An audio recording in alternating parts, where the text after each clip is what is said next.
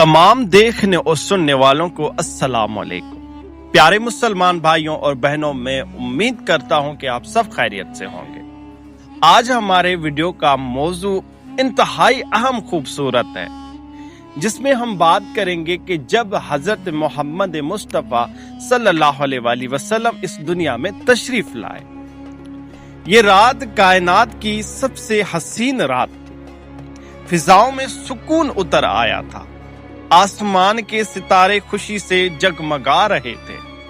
हवाएं खुशबुओं से महक रही थी। हर तरफ एक नूरानी कैफियत छा गई थी। जमीन पर सुकून था। आसमान गोया खुशी से झूम रहा था।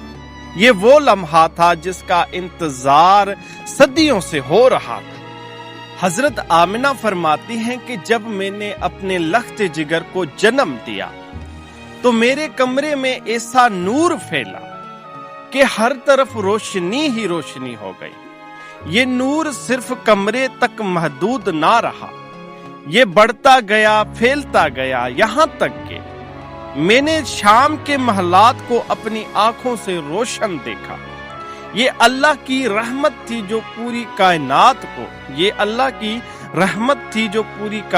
को अपने साए में ले रही थी। फरिश्ते जमीन पर उतर रहे थे।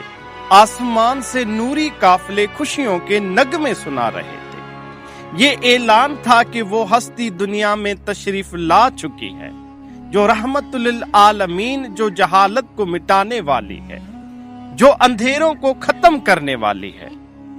उसी लम्हे अल्लाह ताला ने अपनी कुदरत की निशानियां जाहिर की। फारस के आतश कदा जो 1000 साल से चल रहा था बुझ गया।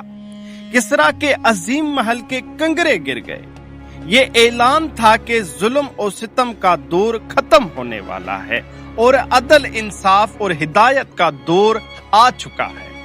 ये विलादत सिर्फ एक बच्चे की विलादत ना थी, ये पूरी इंसानियत के लिए उम्मीद की किरण थी। अंधेरों में डूबी दुनिया के लिए रोशनी का आगाज था। ये मोहम्मद मुस्तफ़ा सल्लल्लाहु अलैहि वसल्लम की आमद थी। अल्लाह की सबसे बड़ी नेमत और रहमत का साया हिदायत का चिराग था।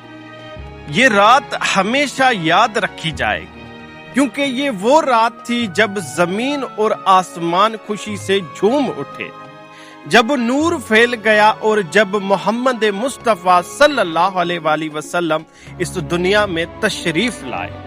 अल्लाहुम्मा सल्ले अला मुहम्मद व अला आल मुहम्मद कमा सल्लैता अला इब्राहीम व अला आल इब्राहीम इन्नका हमीदुम मजीद। प्यारे मुसलमान भाइयों और बहनों, मैं उम्मीद करता हूँ कि मेरी वीडियो आप लोगों को पसंद आई होगी।